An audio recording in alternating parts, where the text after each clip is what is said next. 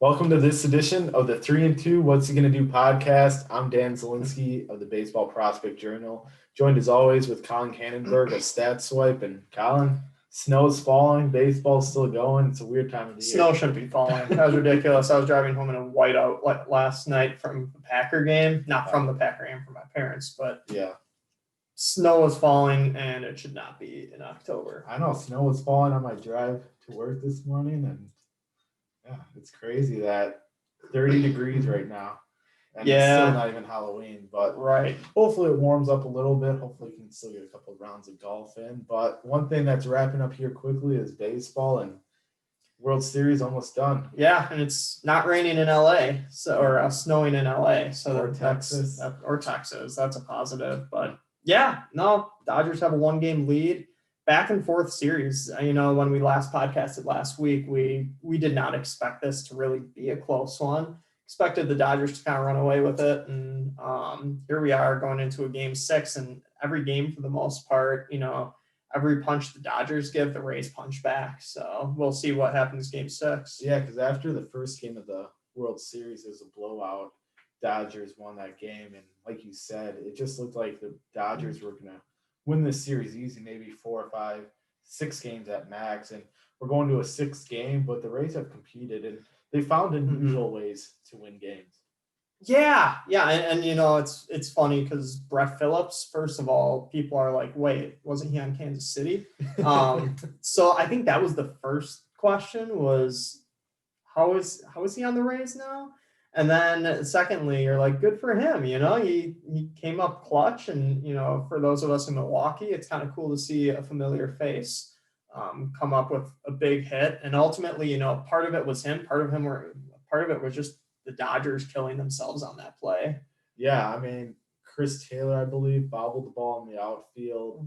Max Muncy cut the ball on the throw-in, which I was fine with, but then Will Smith missed the ball on the throw from Muncy to home, and Kenley Jansen wasn't backing up the throw, which I don't think mattered anyways. Yeah. But then Randy Arozarena was coming around third, fell halfway down the line, and then because Will Smith missed that ball, he was able to score, pretty much crawled to home. Yeah. And got in. And when Brett Phillips came to the plate against Kenley Jansen, I had no expectations. I figured he was going to strike out because Brett Phillips hasn't done much in his career. No. He's struggled throughout the year, hardly played in this postseason. Right. So, but broken bat, got the ball on it, put it in play, and kind of let things happen. It was exciting to see. It was a wild finish, one of the better finishes I've seen in a World Series in a long time. For sure. It just goes to show, what happens when you can put the ball in play, and just let things play out. Well, and for Brett Phillips talking about kind of how he's a no-name, which if it wasn't for his personality, he'd probably be a no-name. But if it weren't for the fact that he laughed during an interview, he probably would be a no-name. But Kenley Jansen was interviewed before Game 5 by Fox, and Kenley Jansen was like, whatever his name is, put the ball in play, blah, blah, blah. But he couldn't even remember Brett Phillips' name a day after the game-winning hit. But really, that kind of was great for the Rays because now it kind of put the pressure on the Dodgers, and then Kershaw came out in Game 5 and really pitched well, and Tyler Glasnow on the Rays side, he struggled again, and he's kind of been inconsistent throughout the playoffs. Yeah, Glasnow has kind of been a disappointment so far in the playoffs, and I mean both Glasnow, if you think about both the Pirates acquisitions, because Austin Meadows hasn't been doing anything this postseason either, and that's he's not even playing hardly. Right, yeah, and it's those two guys, and you can go on and on with the Rays of people who just have not showed up. It's pretty much Randy Arozarena and then a little bit of Kevin Kiermaier, and that's it.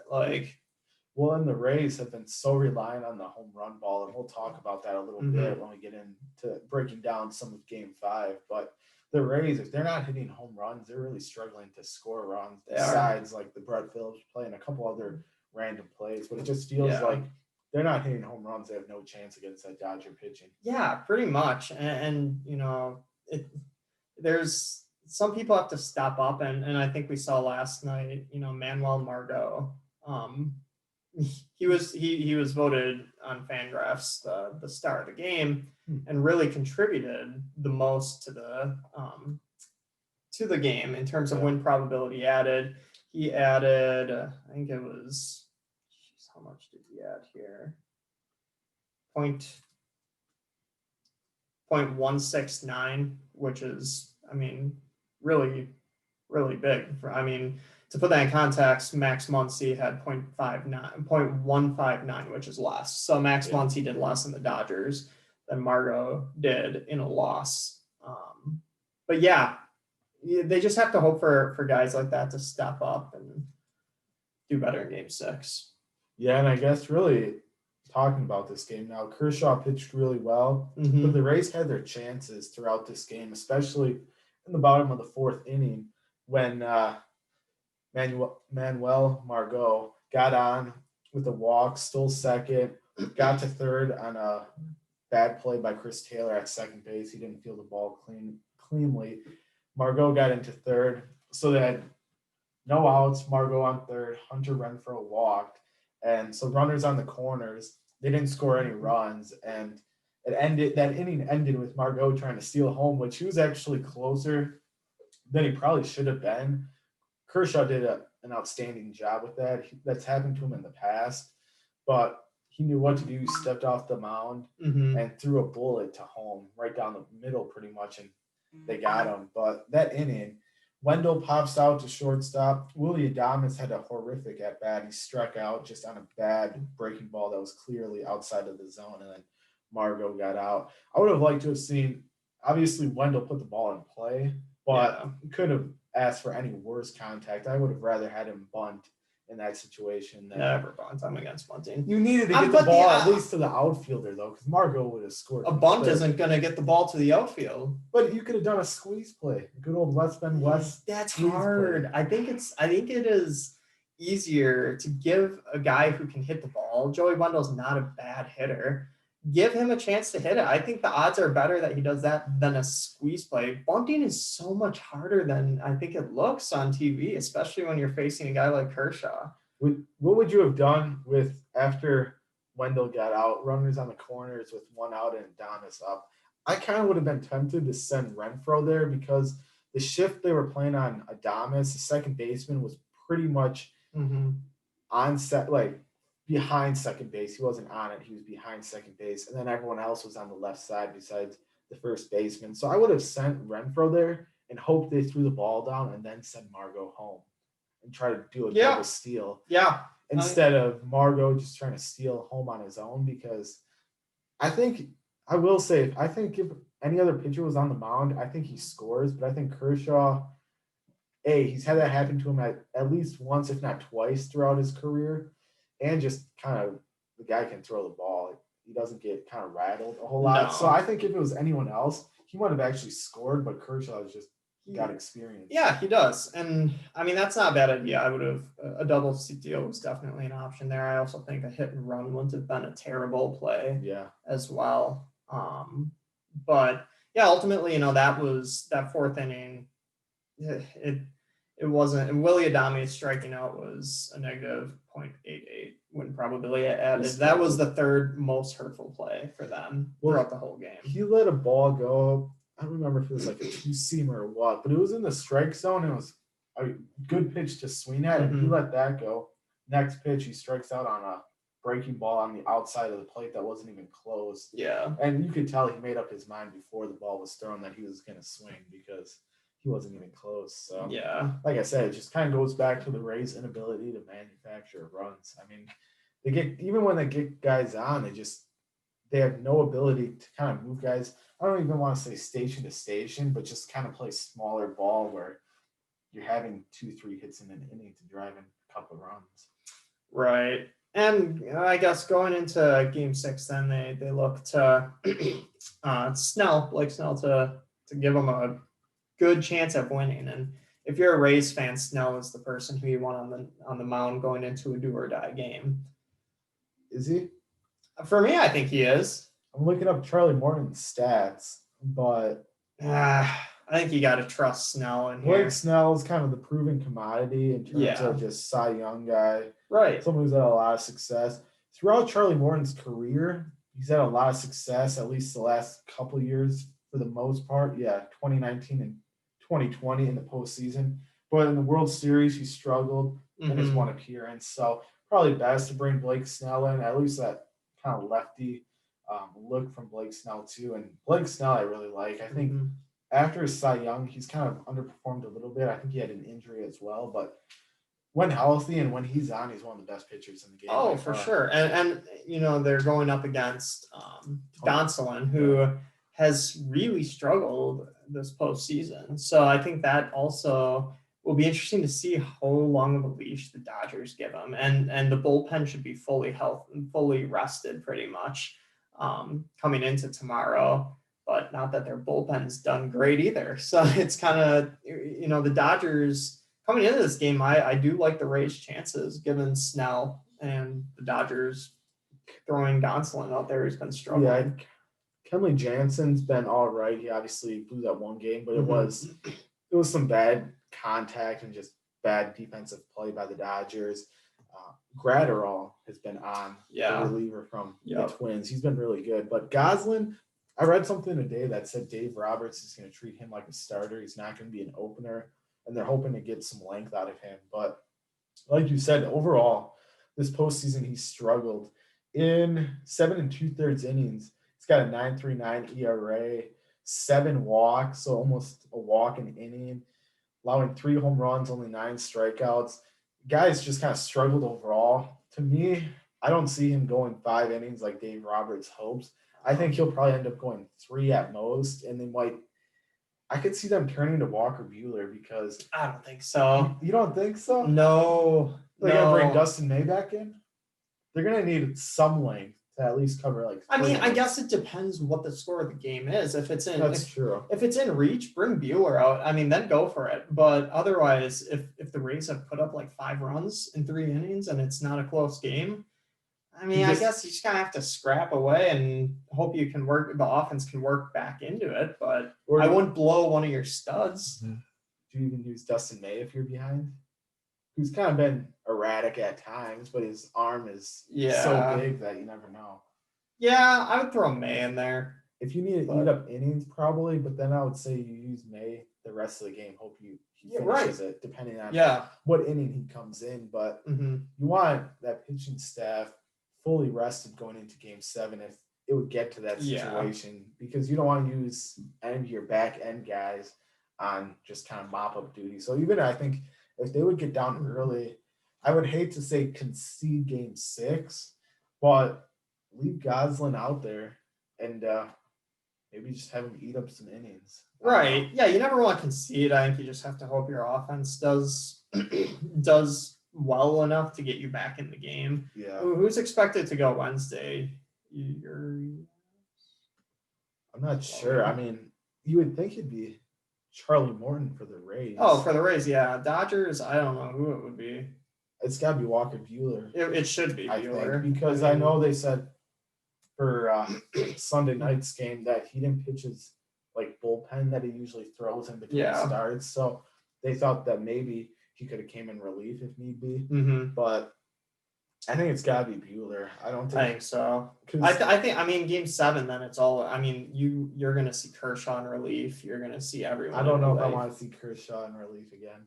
He did really well in relief, though, against Houston that one year, but they had already lost it. Whoever was pitching that, I forget who started that game. The thing is with Kershaw, even though he's such a good arm, he doesn't have the premium velocity anymore. And you have so many big-time throwers in the back end of that bullpen. So unless you're going into extra innings, I'd rather use Joe Kelly, Gratterall, even Blake Trinan, even though he hasn't been the same guy he was a few years ago when he was lights out reliever with the Athletics. And Kenley Jansen, I mean, that's 4 guys there. So I'd rather use all those guys before I get to using Kershaw. I'd rather use Kershaw over Trinan. I don't know. It's just a whole different mindset. It's a matchup. I'm sure the guys in the front office know when to use Kershaw and when to use a guy like Trinan. But one thing I want to bring up too is I'm so sick of this 3-batter minimum.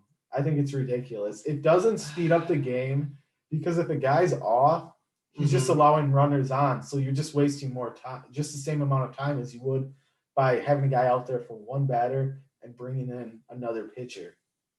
I'd rather just have it normal. I don't think you're saving even if everyone's on, you're not saving that much time. Yeah. I mean, I'd have to look. I don't know how many times loogies are actually used, how many times they actually do this whole one batter and then the next. I feel like it was really only prevalent in postseason games in that high leverage. But a But lot by the Brewers, to be honest.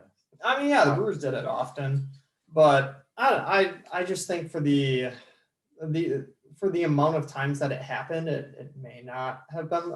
I'd like to kind of know how many times. And if they're making this type of move, I would like someone to do some sort of analysis on it and be like, here's how much time we saved over the course of the whole season. But would you rather see a game that goes 10 extra minutes or a pitcher gets shelled, allows 3 guys on, and then has to bring a pitching, then they make a pitching change after he faces his 3 batter See, minimum? but I don't know how many times that happens. I don't think that's the common. I think, even against a bad matchup, the batter's gonna get out probably like what, 80% of the time. I just don't think 85. I don't think there should be a rule in baseball telling the manager how I he can agree. manage. I agree on that part. It is kind of putting a little bit of a stranglehold on managers. This isn't the Little League baseball where we got Yeah. like weird rules like that. I mean, Right. And it's postseason baseball. If you want to do that, maybe during the regular season, Right. sure, why not? But postseason, they should open it up. I agree with Exactly. you there. I think that's one moment where it's like you shouldn't have to put restrictions on pitcher usage. And we'll talk about this more in the off season. I just want to mention it. It doesn't look like maybe the DH is going to come back to the National League at least next year. I think that's got to be collective. Yeah, Come up in the. I bet so. bargaining Yeah. agreement. So that'll be interesting to see. But either way, we still got a few games left. And kind of, what's your thoughts? How do you feel like this World Series finishes up? Boy, I really like the Rays in this next game. I think it'll go to a game 7, and then boy, it's a toss up. I don't even know who would be favored there. I'd say the Dodgers would be favorite, but if the Rays have momentum at that point, Yeah. Game 6 is going to be at LA. Would Game 7 be Globe Life? Well, they're all. Yeah. So they're all But obviously, like for the Rays, you got to win the game. But I think the Dodgers, it's critical that they get Game 6. I don't think you want to feel the pressure going into Game 7 because Right. for the Dodgers, I feel like they had more pressure coming into this World Series, anyways. They're the team that was expected to be here. They're the team expected to win. Right. They've been here before and haven't prevailed. And last year, they didn't even get to the World Series. So if I'm the Dodgers, I want to wrap this up in 6. But with a pitching matchup, it favors the Rays so much. Yeah. But the Rays offense, like I said earlier, they've been so reliant on the home run ball. And like Right. they've just looked bad overall besides a couple guys. So I still picked the Rays before this started, so I got to go with them. But we'll see. I think it's going to be a fun kind of ending. I'd be shocked if there was a blowout in the Dodgers' favor in Game 6. Oh, yeah. I don't see that happening either. Switching to the Dodgers side, who would you say the Dodgers win? Who's their MVP? They have so many people who have put together great postseasons. I mean, Seager's getting most of the attention, but Justin Turner has 4 more extra base hits than he does. Max Muncy is leading the team in RBIs and has a .522 on base percentage. And then there's some talk of Kershaw as well. Yes, Seager's having a historic postseason. Yeah, he's seen 471. He's probably the favorite, obviously. And it's going to come down to kind of, especially if it does go Game 7, if there's kind of a hero in that. Personally, I would like to see Kershaw get it. He's just a guy who's been there forever. He's a lifelong Dodger and been through the ups and downs. And I think this postseason, at least the World Series, he's kind of showing that he can pitch in the postseason again, because before the World Series, last couple of years, he struggled at times. Really throughout his career, for the most part, he struggled in the postseason. But World Series, he's done a phenomenal job. 2.31 at ERA, 11 2/3 innings, 2 wins or 2 starts in those games, and um, also 2 wins. So he's really done a nice job for the Dodgers and kind of been that mainstay Oh in yeah. that starting rotation. So it would be nice just kind of from a Yeah, I don't feel think good story it would for him to be, win it, but but I I think don't think he Seager will. is the clear cut guy right now. Yeah, yeah, I think Seager would be too. But Muncy does. I think Muncy would be a good second option. He's been doing a lot. He hit that bomb yesterday to like Yep. right center field. It was impressive.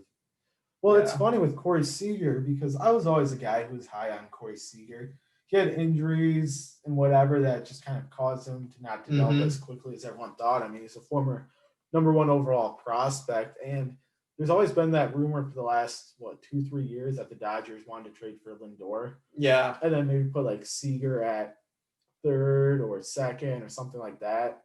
But Seager's kind of proven him wrong in a sense that, I mean, the Dodgers were just obviously trying to acquire more talent, but obviously they didn't feel that strongly about Seager that he was up to the Lindor level like everyone thought he could be. And this postseason, he's proving he's one of the better shortstops in the game. Right. And he missed last year with an injury, and this year was going to be a huge bounce back. I mean, I was predicting a big comeback from him at the start of the season. Yeah. Drafted him in fantasy baseball, was really high on him.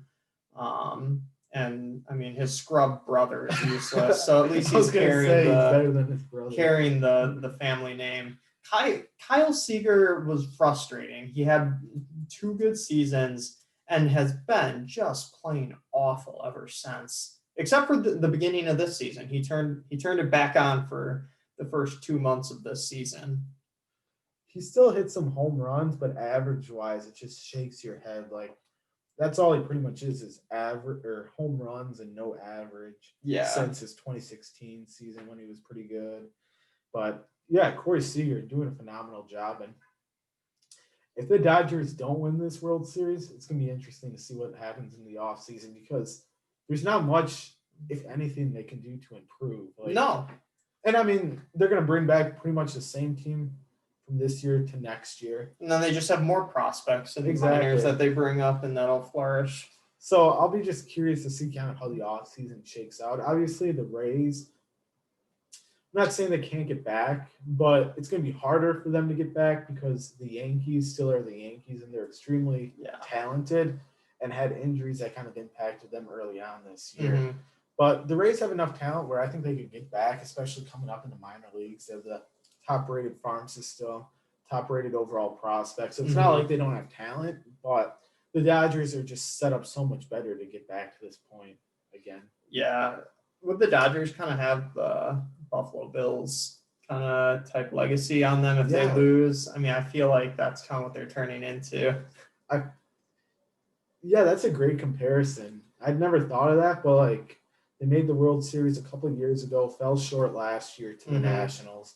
And again, they've been won 6 straight NL West titles. Yeah. So it's not like they're not getting there, and it's not like they don't have talent.